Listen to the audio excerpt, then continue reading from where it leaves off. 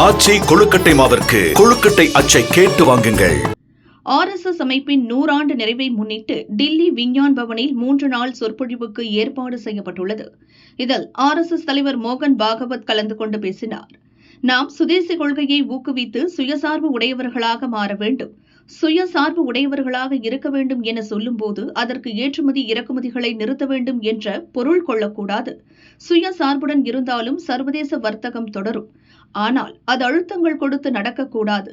நமது வர்த்தக கொள்கை தன்னார்வ அடிப்படையில் இருக்க வேண்டுமே தவிர கட்டாயத்தின் பேரில் இருக்கக்கூடாது. மக்கள் முதலில் உள்ளூர் பொருள்களை வாங்க வேண்டும். ஜாதி மோசமானது, ஆனால் அது நம் சமூகத்தில் இருப்பதை மறுக்க முடியாது. சுதந்திர காலத்தில் நாட்டுக்காக நாம் இறக்க வேண்டிய நிலை இருந்தது. அதை விருப்பமுடன் செய்தனர். இன்று நாம் நாட்டுக்காக வாழ வேண்டிய நிலையில் இருக்கிறோம். நாட்டுக்காக என்ன செய்ய வேண்டும், எப்படி செய்ய வேண்டும்?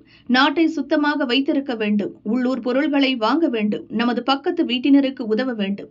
இயற்கை வளங்களை வீணாக்காமல் பாதுகாக்க வேண்டும். தாய்மொழியில் பேசுங்கள். உங்கள் குழந்தைகளுக்கும் அதையே கற்றுக் கொடுங்கள். உலக நலன்தான் இந்துஸ்தானின் நோக்கம்.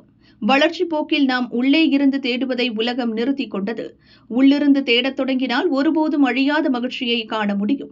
ஒவ்வொருவரும் மற்றவர்களுடன் இணக்கமாக வாழ முடியும். உலகில் உள்ள மோதல்கள் முடிவுக்கு வரும். இந்துத்துவா என்றால் என்ன, இந்து சித்தாந்தம் என்றால் என்ன என்பதற்கு சுருக்கமாக சொல்ல வேண்டும் என்றால் அன்பும் உண்மையும் தான் எனவும் RSS தலைவர் மோகன் பாகவத் கூறினார்.